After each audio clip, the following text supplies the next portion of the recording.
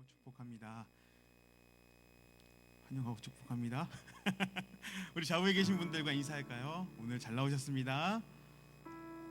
잘 나오셨습니다. 잘 나오셨습니다. 새생명 주일이 며칠 남았죠? 2일씩이나 2일씩이나 남았습니다. 하나님이 일하시고자 하면 우리가 생각하는 그 물리적인 시간은 그렇게 중요하지 않은 것 같습니다. 언제든 역사하시고 언제든 일하시는 하나님이신 줄 믿습니다. 지난주에 일어났잖아요. 우리 오늘 한 번 더 일어날까요? 제가 앞에서 보니까 우리 성도님들 일어나서 찬양하는데 너무 보기 좋아요, 진짜. 네, 꼭 제가 보기 좋아서 일어나라는 그런 말씀은 아니고, 같이 일어났을 때 또 우리 잠도 안 오고 또 이렇게 가사 집중하면서 우리 몸을 다하여서 표현하면서 주님을 찬양할 수 있으니까 같이 일어나 찬양하면 좋겠습니다. 먼저 찬양할 때에 이런 고백을 좀 드리면 좋겠어요. 하나님, 우리가 이제 복음을 전하는, 또 우리가 가진 이 복음을 우리가 품은 대신자들 또는 전도 대상자들에게 이렇게 전할 때에 먼저 우리 안에 정말 주님 사랑이 이렇게 자연스럽게 채워져서, 가득 채워져서 그 사랑이, 그 복음이 자연스럽게 흘러나아갈 수 있는, 내가 이것을 말하지 않고서는 안 될 만큼 주님의 그 우리를 향한 그 사랑이 정말 가득하고 엄청나고 놀랍다는 그 사실을 우리에게 알게 하여 주십시오. 그리하여서 이 시간 주의 사랑을 고백하고 또 묵상하면서 그 마음이 일어났을 때 또 자연스럽게 우리 이웃들에게 정말 우리의 표정과 우리의 말과 우리의 행동으로 주님의 그 뜨거운 사랑을 전할 수 있는, 그래서 우리뿐만 아니라 우리 주변에 있는 모든 이웃들이 우리의 그 복음의 그 따스함으로 인하여서 온기를 느낄 수 있는 그런 우리들, 그렇게 살아갈 수 있는 우리가 되게 하여 주옵소서. 이러한 고백을 담으면서 우리 함께 오늘 찬양하면 좋겠습니다. 찬양합시다.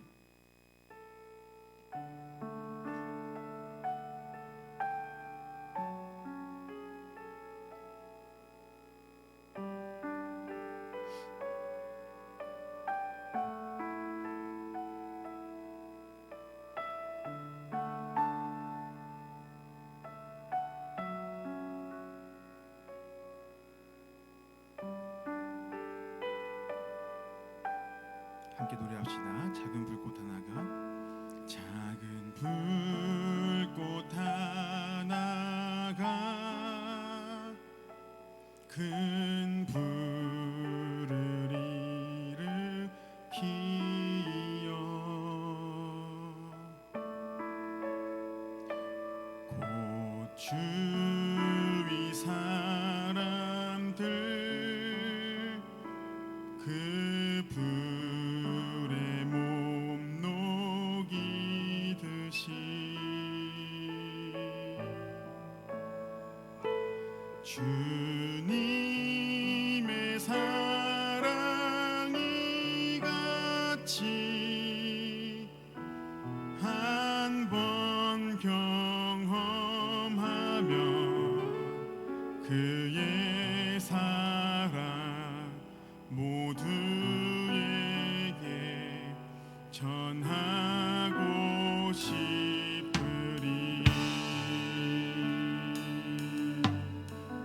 작은 불꽃 하나, 작은 불꽃 하나가 큰 불을 일으키어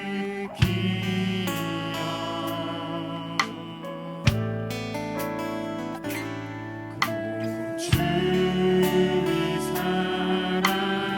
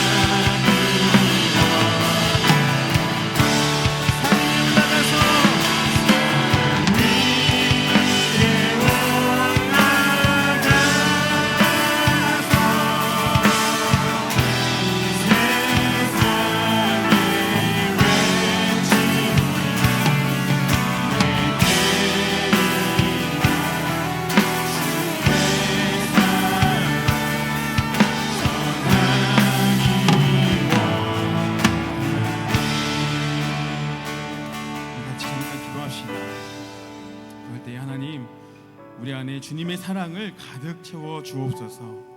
주님의 사랑을 흘려보낼 수 있는 통로로 오늘 저희들을 사용하여 주옵소서. 그렇게 오직 주님만 전하고 또 주님의 사랑을 외치며 삶으로 살아내는 우리가 되게 하여 주옵소서. 우리 잔잔한 마음으로 같이 기도하며 나아갑니다. 기도합니다. 참 좋으신 하나님, 이 시간 주님을 우리를 향한 주님의 그 사랑을 우리를 향한 그 사랑이 우리 가운데 가득 채워주옵소서. 주님의 사랑을 가득 채워주시옵소서. 정말 전하지 않고는 버틸 수 없을 만큼 뜨거운 주님의 사랑을 하나님 우리에게 부어주시옵소서. 하나님 오직 예수님만 우리의 구세주, 우리를 의지하여 주님이심을 고백합니다.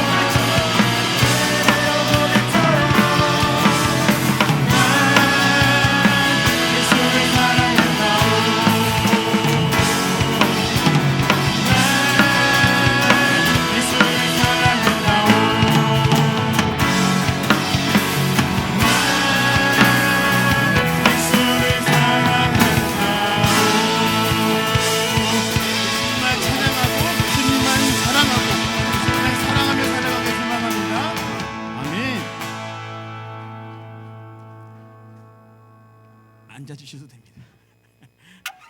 오래 서 계시면 조금 하루 종일 또 지내셨다고 오셨는데 정말 예수님만 사랑하며 살아가기를 간절히 바랍니다.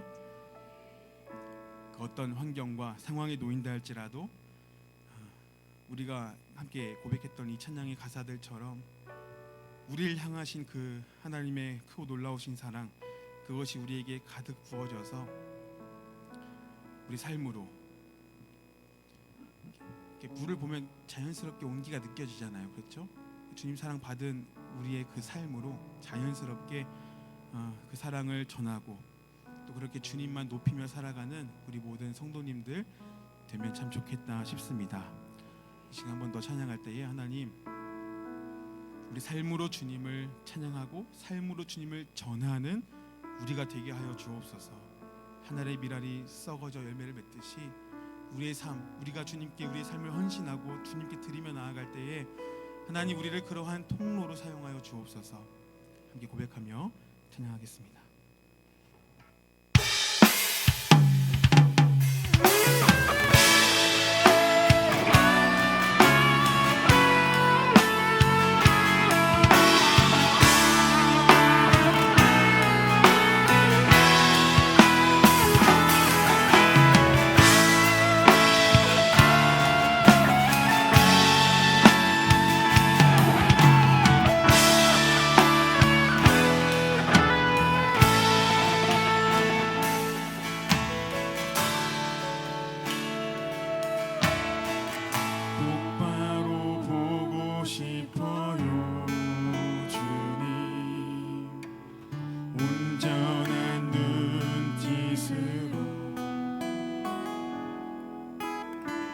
똑바로 보고 싶어요 주님.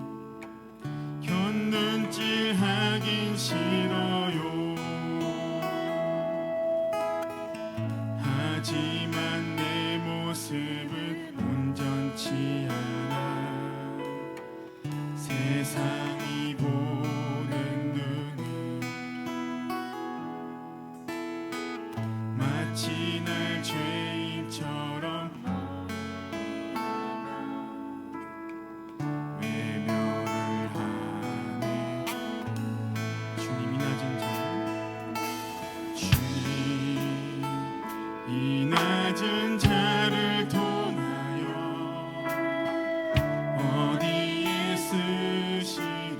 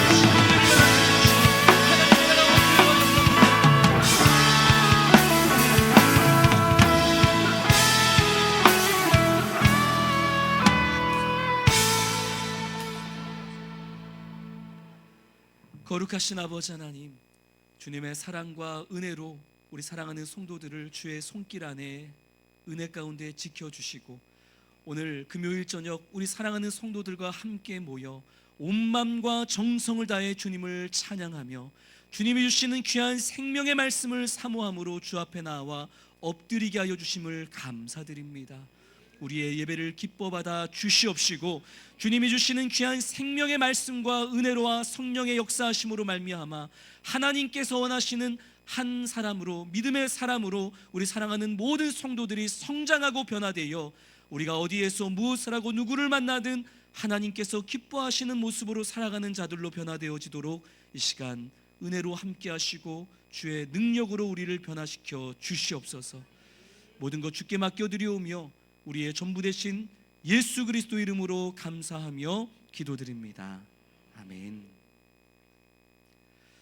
오늘 우리에게 주시는 하나님의 말씀은 신약성경 누가복음 15장 11절부터 마지막 32절까지 말씀입니다.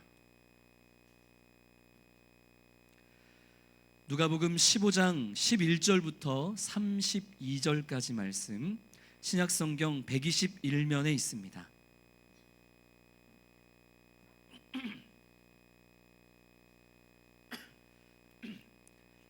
누가복음 15장 11절부터 32절 말씀, 좀 길지만 우리 한 절씩 교독하여 읽도록 하겠습니다. 제가 11절을 읽습니다. 또 이르시되 어떤 사람에게 두 아들이 있는데 그 둘째가 아버지에게 말하되 아버지여 재산 중에서 내게 돌아올 분깃을 내게 주소서 하는지라.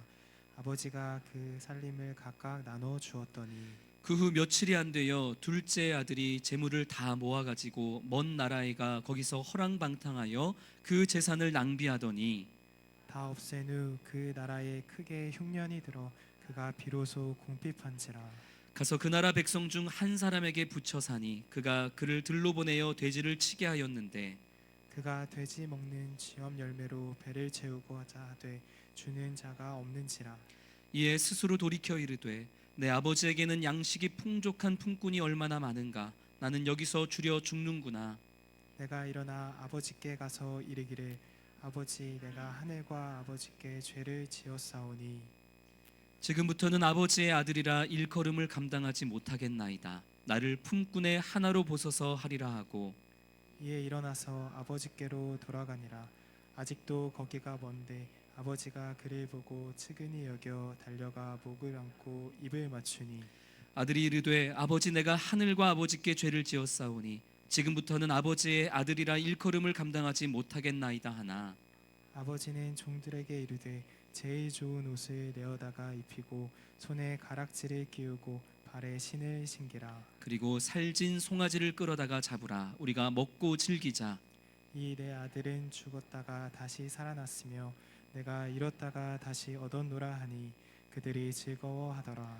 맏아들은 밭에 있다가 돌아와 집에 가까이 왔을 때에 풍악과 춤추는 소리를 듣고 한 종을 불러 이 무슨 일인가 물은데 대답하되 당신의 동생이 돌아왔음에 당신의 아버지가 건강한 그를 다시 맞아들이게 됨으로 인하여 살찐 송아지를 잡았나이다 하니 그가 노하여 들어가고자 하지 아니하거늘 아버지가 나와서 권한대 아버지께 대답하여 이르되 내가 여러 해 아버지를 섬겨 명을 어김이 없거늘 내게는 염소 새끼라도 주어 나와 내 벗으로 즐기게 하신 일이 없더니 아버지의 살림을 장녀들과 함께 삼켜버린 이 아들이 돌아오매 이를 위하여 살찐 송아지를 잡으셨나이다. 아버지가 이르되 예 너는 항상 나와 함께 있으니 내 것이 다 내 것이로되 이 동생은 죽었다가 살아났으며 내가 잃었다가 얻었기로 우리가 즐거워하고 기뻐하는 것이 마땅하다 하니라. 아멘. 할렐루야. 예. 오늘 제가 이제 말씀을 준비하다가 오후 7시 즈음이 돼서 이제 옷을 갈아입으러 잠시 집에 들렀습니다. 집에 들렀더니 이제 거실에 틀려 있는 TV에서 임영웅 씨의 명곡이죠. 다시 볼 수 있을까? 그 찬양이 아니고 임영웅 씨의 다시 볼 수 있을까가 이제 흘러 나오고 있는데 저와 함께 사는 한 여인이 그 곡에 아주 푹 빠져서 쉼치에 있더라고요. 얼마나 곡이 감동적인지 경연 대회 같은 거였는데 이제 그 노래를 듣는 그 방송에 나오는 사람들이 다 눈물을 흘리는 거예요. 그랬더니 옆에 있던 제 둘째 딸이 아니 왜 노래를 듣는데 눈물이 나? 난 잘 모르겠어. 이렇게 얘기를 하더라고요.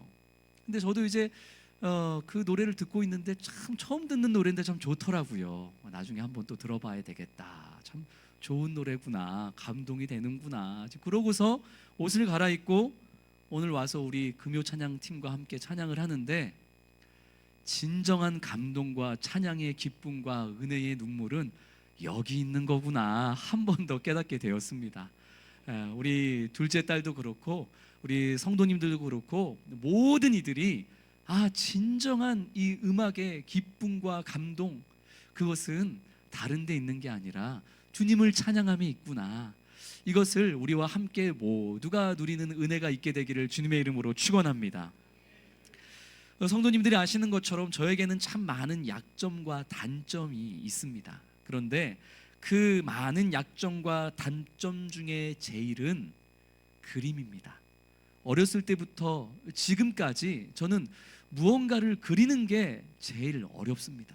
보고 그리는 것도 어렵고 머릿속에 상상하고 있는 것을 이 펜으로 그려낸다는 게 저에게는 가장 어려운 일 중에 하나입니다. 그리는 것도 어려운데 그 그려놓은 것에다가 적절한 색감으로 색을 칠한다는 거, 이것도 저에게는 너무나 어려워요. 그림을 그리는 것만 어려운 게 아니라 그림을 볼 줄도 모릅니다. 그래서 유명한 화가의 그 엄청난 작품들을 보면서 많은 사람들이 감동을 받고 전율을 느끼지만 저는 아무리 유명한 그런 작품이라고 해도 그 그림을 보면서 썩 어떤 큰 울림이나 감동을 받지 못하는 사람입니다. 그림을 볼 줄을 모르는 거죠. 이렇게 그림을 그릴 줄도 모르고 칠할 줄도 모르고 볼 줄도 모르는 전데 이런 저에게 엄청난 감동과 울림을 주는 그런 그림 하나를 제가 만났습니다. 제가 이 그림을 보고 얼마나 감동을 받고 전율을 느끼고 울림을 받았는지, 그림과 생전 상관없이 살아가던 제가 이 그림과 관련된 책 한 권을 사서 읽고 연구할 정도로 전 나름대로는 아주 이 그림에 푹 빠졌던 적이 있는데요. 이 그림이 어떤 그림이냐면 1600년도에 활동했던 네덜란드 화가 이 렘브란트라는 화가의 탕자의 귀향이라는 그림입니다. 제가 준비했는데요, 한번 볼까요? 원래 이 그림이 좀 길쭉한 그림인데 화면에 맞추다 보니까 좀 옆으로 늘어나긴 했는데 그림이 좀 보이세요? 한번 불을 한번 살짝 꺼볼까요?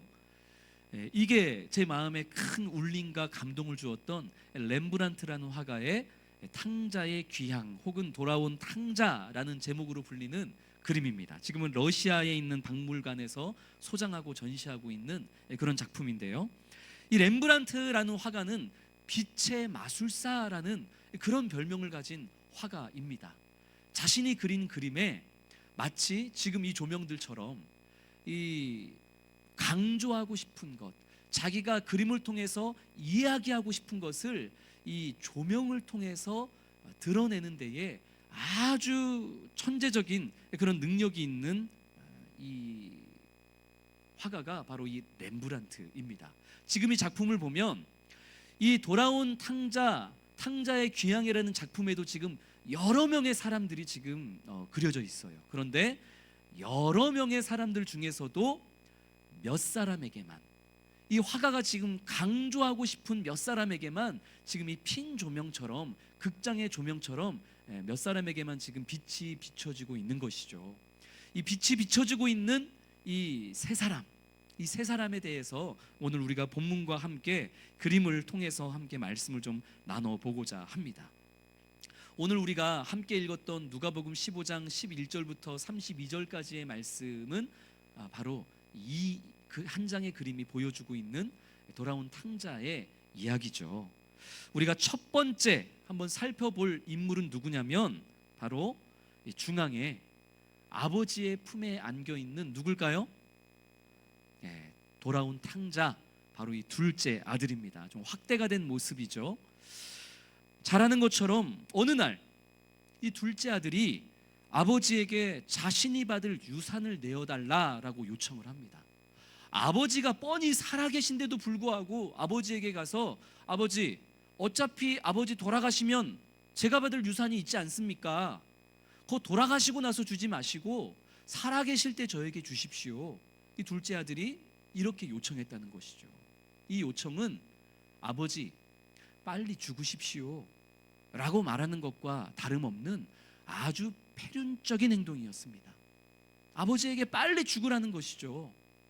그런데도 불구하고 이 아버지는 이 둘째 아들의 요청대로 아들에게 주기로 예정되어 있던 유산을 나누어 주죠.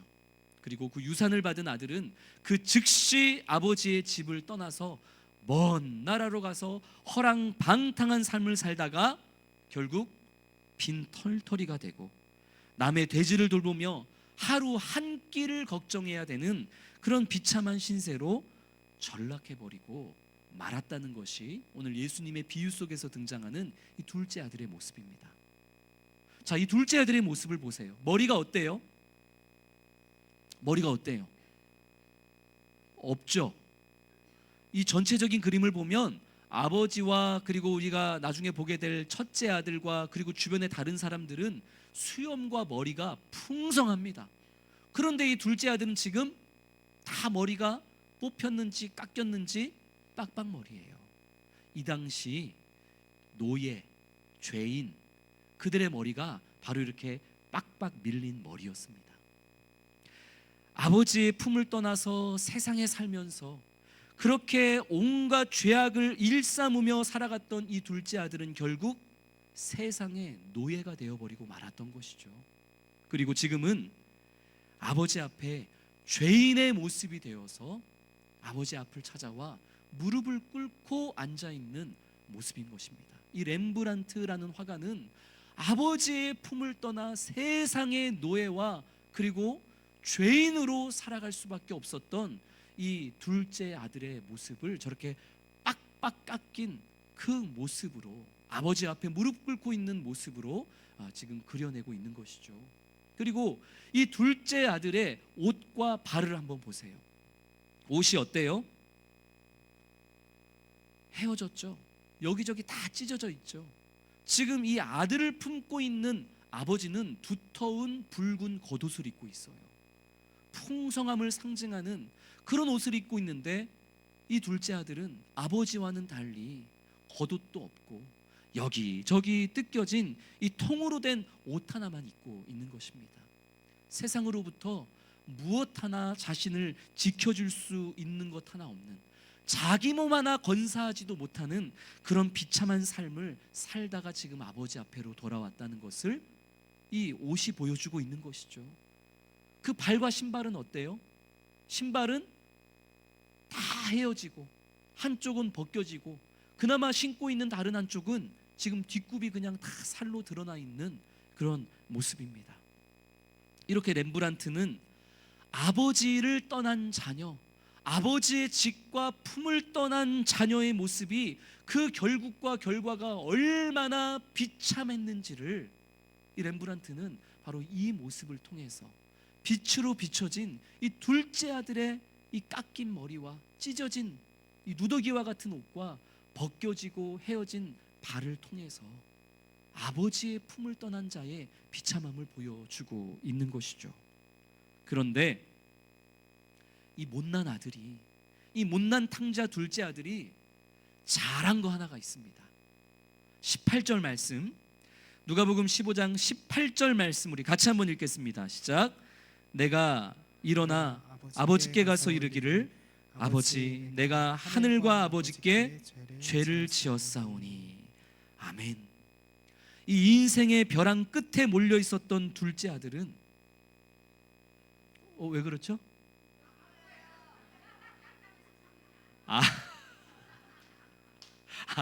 깜깜해서 우리 한번 불을 켜고 다시 한번. 저는 지금 아무도 성경을 안 읽으시길래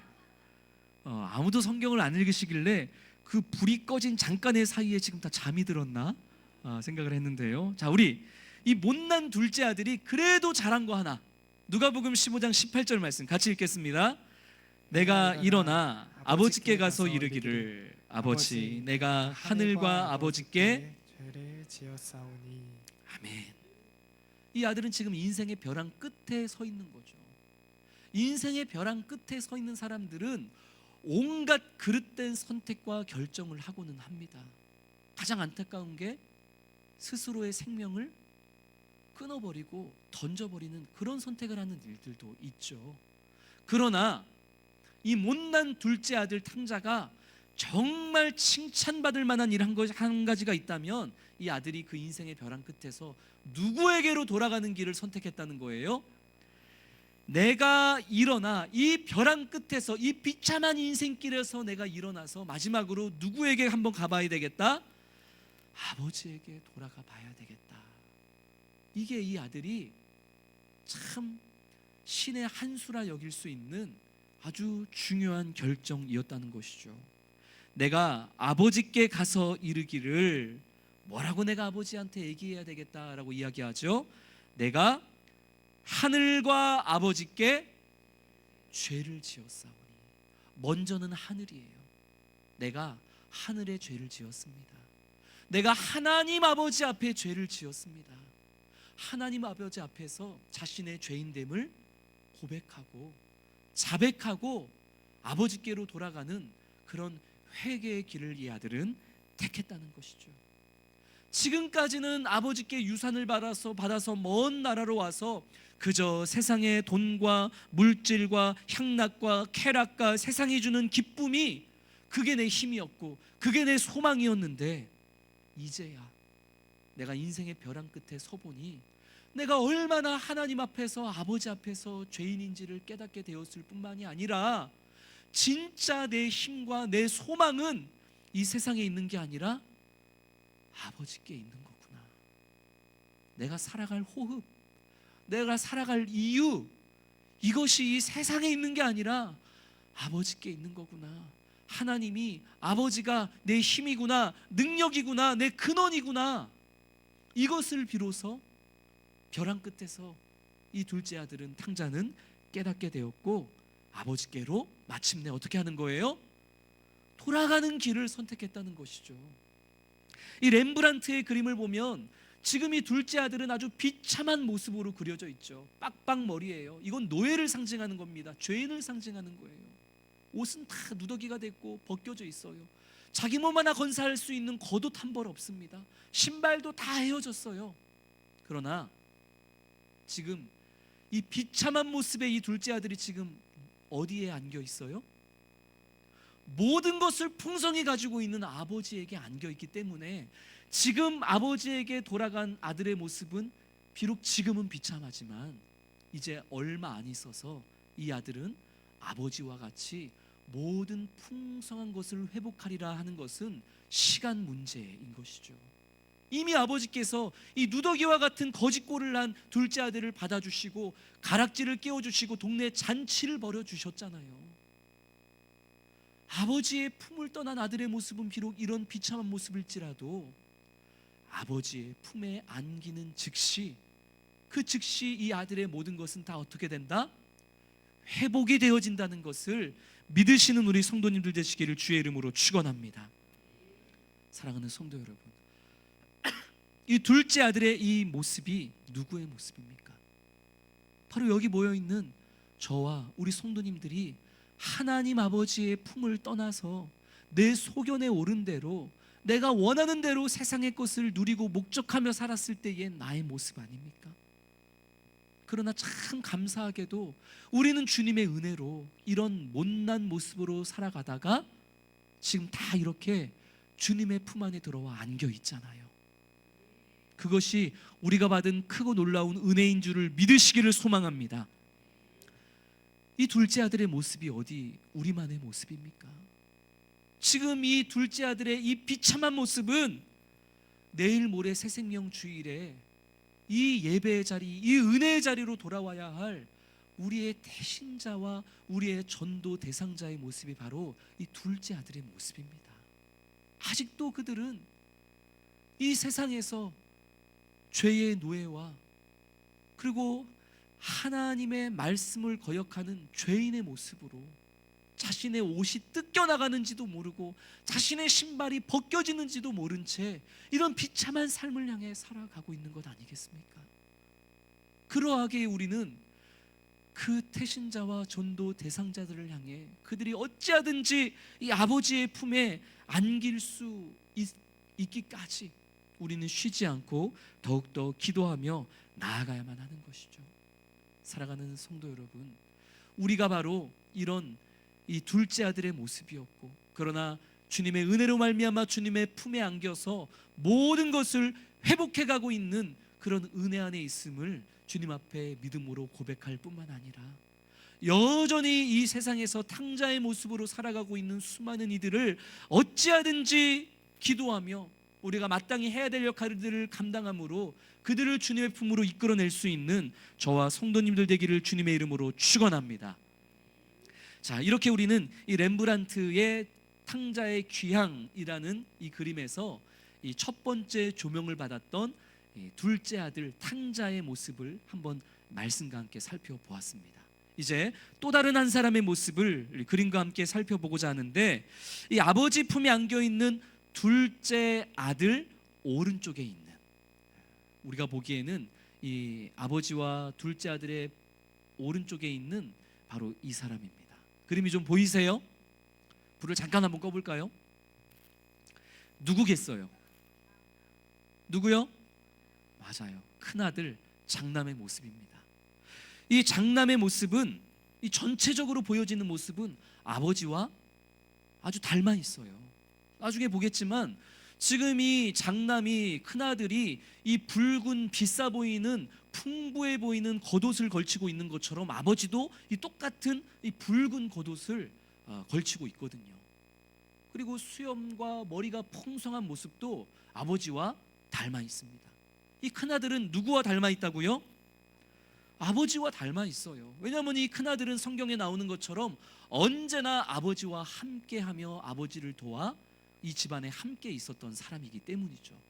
겉모습은 아버지와 아주 닮아 있어요. 그러나 표정이 아버지와 다릅니다.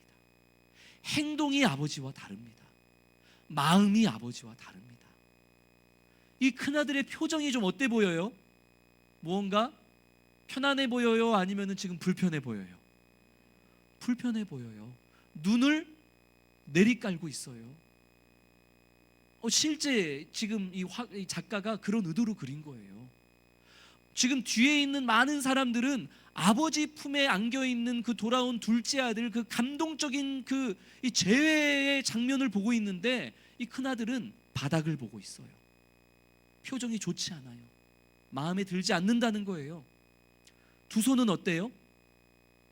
아버지는 지금 두 손을 벌려서 아까 이 돌아온 아들을 안아주고 있었잖아요.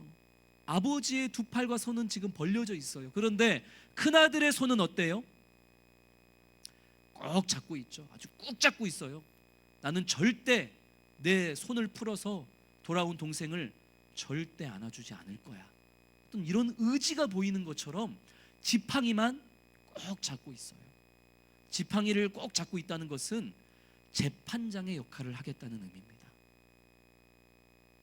아버지에게 피해를 끼치고 폐륜적인 아버지에게 상처를 주고 떠나간, 우리 가정에 피해만 끼친 저놈의 자식, 저 둘째, 내 동생, 저게 어디가 이쁘다고, 돌아왔으면은 심판하고 저주하고 벌을 받는 게 마땅하지, 왜 아버지는 정의롭지 못하게 이 돌아온 아들을 아무런 조건도 없이 받아주시고 용서해 주시고 사랑해 주시고 품어주시는지 난 도무지 이해가 안 된다.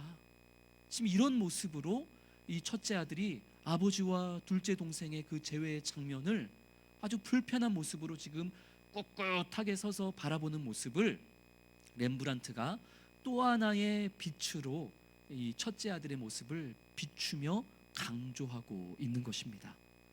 우리가 지난주에 확인해 보았던 것처럼 이 예수님이 누가복음에 있는 이 세 가지의 비유의 이야기, 잃어버린 양, 잃어버린 드라크마, 그리고 오늘 본문에 나오는 잃어버린 둘째 아들, 탕자. 예수님께서 이 세 가지의 비유를 지금 누가복음 시장에서 하나 말씀하시는데, 어떤 사람 앞에서 어떤 사람에게 이 세 가지 비유를 말씀하셨다고 지난주 우리 말씀 나눴죠? 바리새인과 서기관들, 그들에게 지금 예수님이 말씀하시는 거예요. 그 당시 바리새인들과 서기관들은 이 큰아들처럼 어떤 사람들보다도 하나님의 말씀과 하나님의 성전 곁에 가까이에 있었던 사람입니다. 그 당시 바리새인들과 서기관들은 성전을 섬기고 성전을 가꾸는 데에 가장 일꾼이었던 사람들이에요. 이 큰아들이 아버지를 한 번도 떠난 적이 없었던 것처럼, 그리고 그 당시 바리새인들과 서기관들은 그냥 툭 치면 구약의 말씀, 모세오경이 그냥 다 암기한 말씀이 나올 정도로 하나님의 말씀을 달달 외우고 있었던 사람들이고, 그리고 그 율법의 말씀을 있는 그대로 지키고자 준수하고자 그 누구보다도 열심히 노력했던 사람들, 그들이 누구라고요? 바리새인들과 서기관들이에요. 이 큰아들이 그랬던 것처럼 말이죠.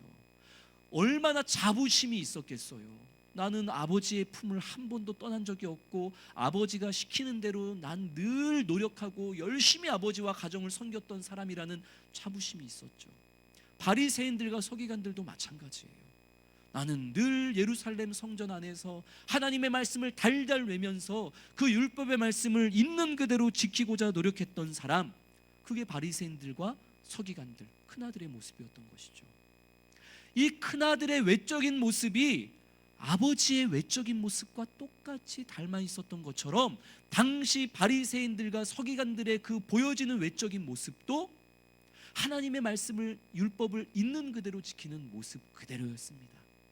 다만 보이지 않았던 이 율법의 근본이라 할 수 있는 사랑과 생명, 그리고 율법에 새겨져 있는 보이지 않는 그 하나님의 긍휼과 용서, 그리고 율법의 완성으로 오신 예수 그리스도의 그 섬김과 희생과 낮아짐, 큰아들에게, 서기관과 바리새인들에게 겉으로 보여지는 신앙인의 모습은 있었지만, 율법에 새겨져 있는 보이지 않는 하나님의 용서와 긍휼과 예수 그리스도의 사랑과 섬김과 희생, 이것은 그들에게서 전혀 나타나지도 않고 보이지도 않았다는 것이죠.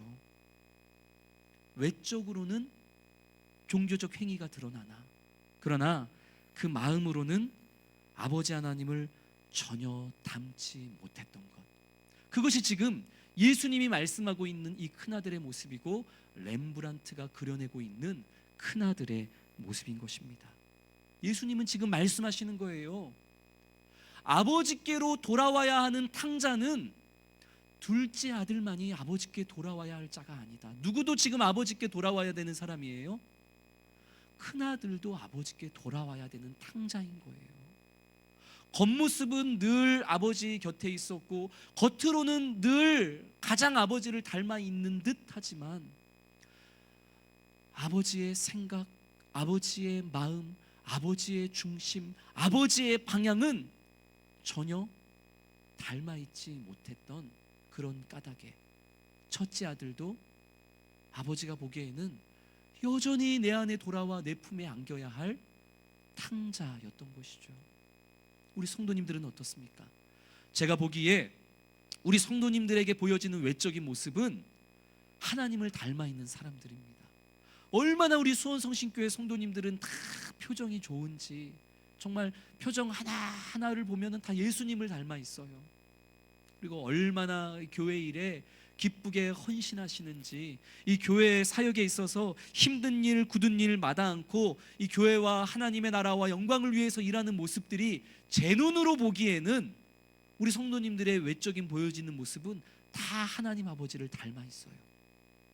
그런데 보이지 않는, 저로서는 볼 수 없는 성도님들의 마음의 중심, 그 마음의 중심도 내 하나님 아버지를 닮아 있는가? 그것은 저는 모릅니다.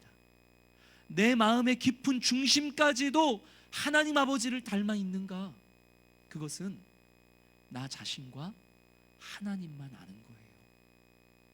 이 큰아들의 모습, 예수님 당시 서기관들과 바리새인들의 그 보여지는 외적인 모습은 가장 율법에 근접하게 닮아 있는 모습이었지만, 그러나 주님은 지금 말씀하시는 거예요. 너희들의 외양은 하나님을 닮아 있는 듯하나, 그러나 너희들의 중심은, 너희들의 마음은, 너희들이 열심히 예배 빠지지 않고 금요기도에도 나오고 헌금도 잘하고 여러 가지 교회 사역을 하고, 너희들의 그 보여지는 외적인 신앙의 모습은, 종교적인 행위는 다 나를 닮아 있는 것 같으나, 그러나 너희의 그 보이지 않는 마음은, 중심은 내가 너희를 용서했던 것과 같이 너희도 지금 누군가를 진심으로 용서하고, 아무것도 아닌 너희를 내가 사랑하는 것처럼 너희도 너희에게 아무런 영향도 주지 않는 연약하고 부족한 자들까지도 나를 닮아 사랑하고 섬기고 존중하고 있는지는, 그것은 너 자신이 알고 너의 중심을 보는 내가 안단다. 큰아들의 모습을 우리에게 투영하시며 주님은 우리에게 그것을 말씀하고 있는 줄로 믿습니다. 바라기는 우리가 외적인 모습만 주님을 닮아가는 것이 아니라 우리의 보이지 않는 내면도 주님을 닮아가는 그런 우리 모두가 되기를 소망합니다. 내 외적인 모습과는 달리 내 마음이 주님을 닮아가지 못하는 큰아들의 모습이라면 나는 여전히 탕자구나 라는 것을 인정하며 주님께로 나아가 말씀과 기도로 그 품에 안길 수 있는 저와 성도님 되기를 주님의 이름으로 축원합니다. 이제 마지막 한 사람을 살펴볼까요? 마지막 한 사람 누굴까요? 아버지입니다. 이 아버지의 모습을 보면 이 아버지가 이 돌아온 아들을 품어주고 있죠.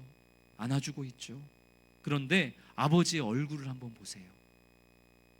특히 눈을 보십시오. 이 렘브란트 작가는 아버지의 눈을 일부러 지금 상한 눈으로 그려낸 거예요. 아버지의 눈꺼풀이 무너져 있습니다. 마치 초점을 잃어버린 듯한, 시력을 잃어버린 듯한 아버지의 모습으로 그려져 있어요.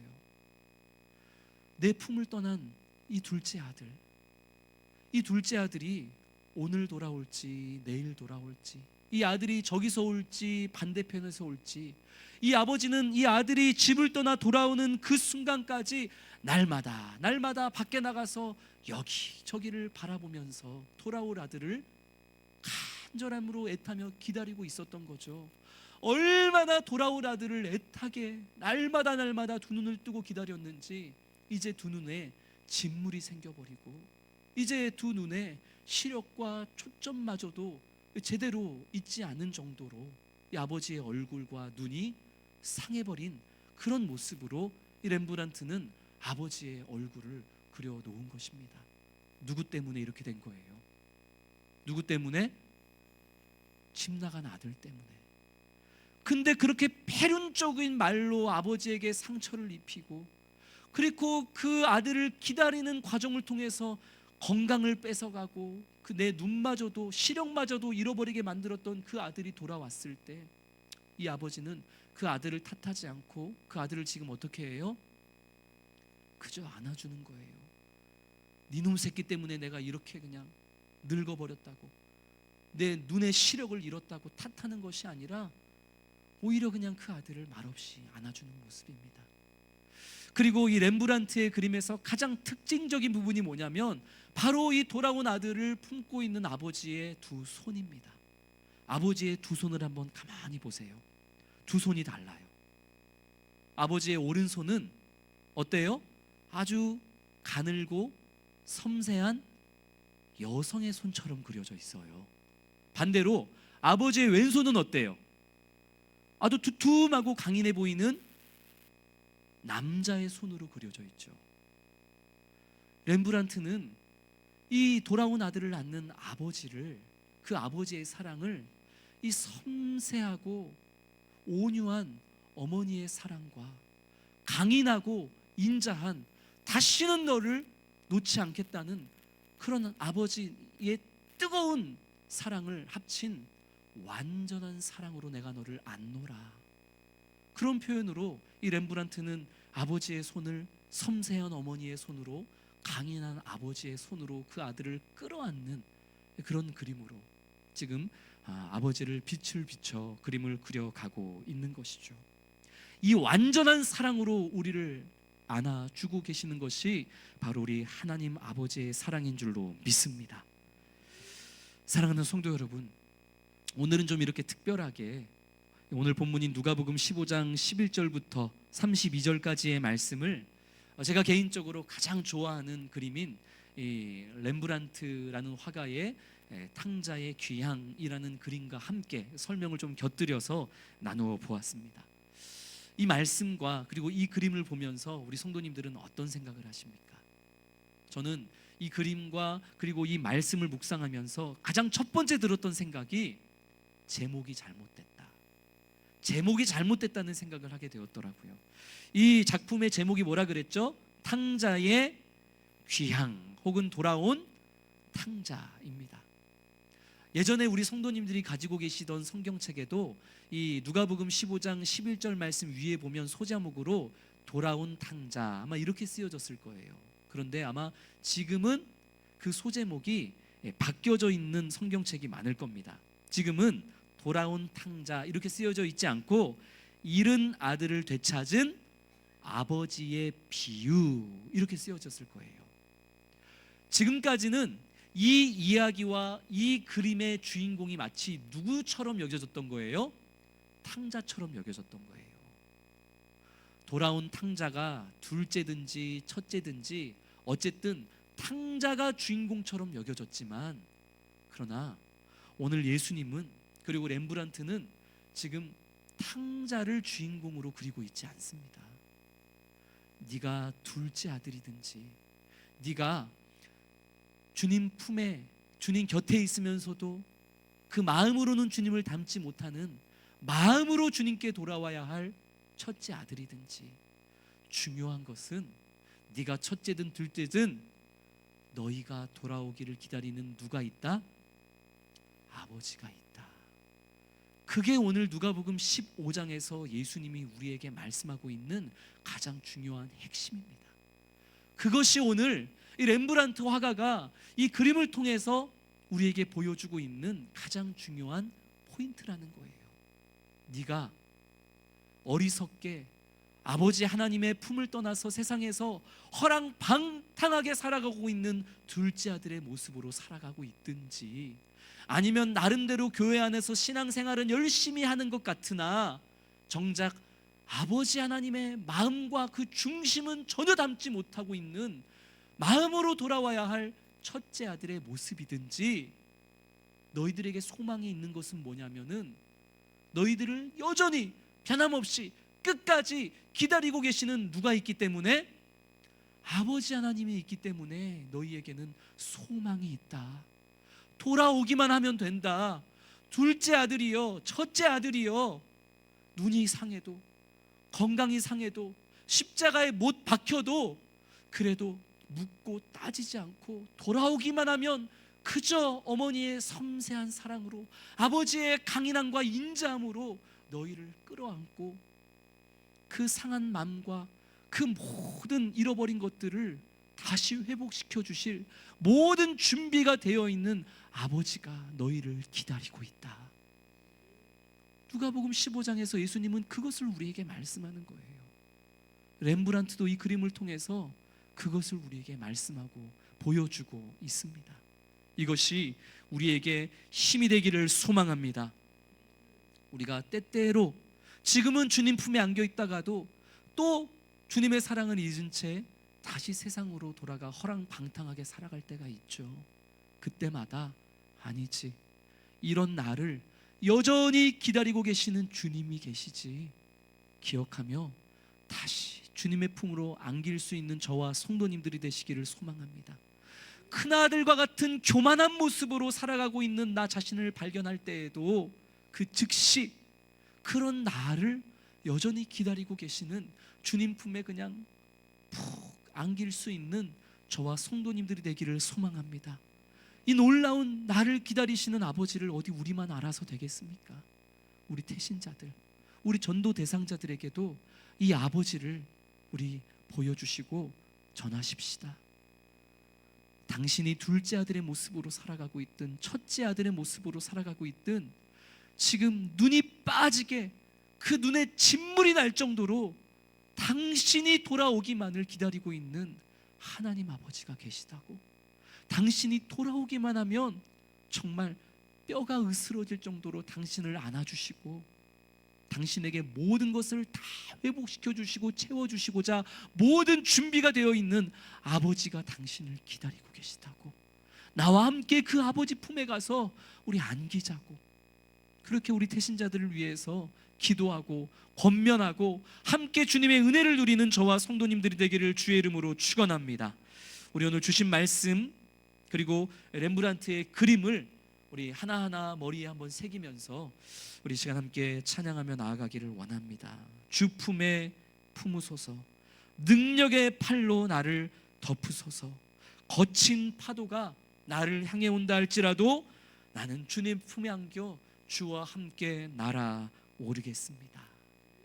우리 이렇게 우리를 기다려주시는 주님의 품에 안기기를 소망하는 간절한 마음 담아 우리 주 품에 품으소서 우리 함께 찬양하겠습니다.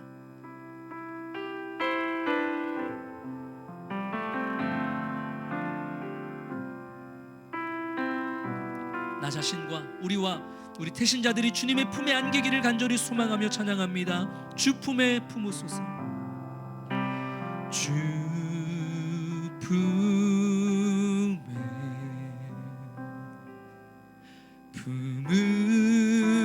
품으소서. 능력의 팔로 능력의 팔로 덮으. 우리 한 번 더 고백합니다. 주 품에 품으소서. 주 품에 품으소서.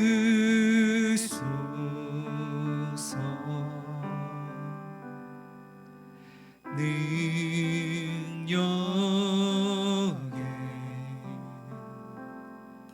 발로 덮으소서. 거친 파도 날 향해 와도 주와 함께 날아오르리. 폭풍 가운데 나의 영혼 잠잠하게 주를 보리라. 주 품에 품으소서. 주 품에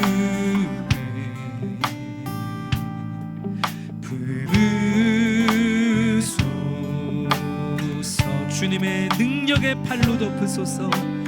능력의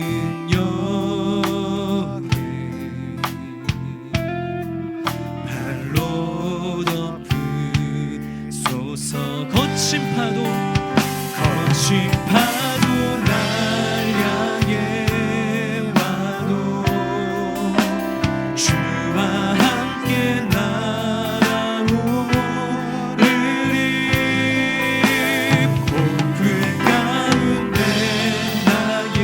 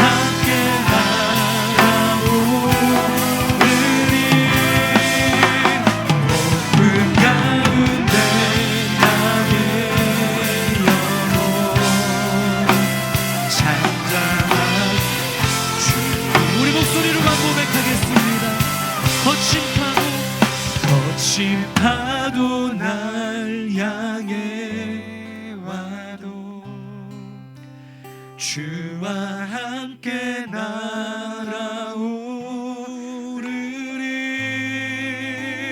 폭풍 가운데 나의 영혼 잠잠하게 주를 보리 잠잠하게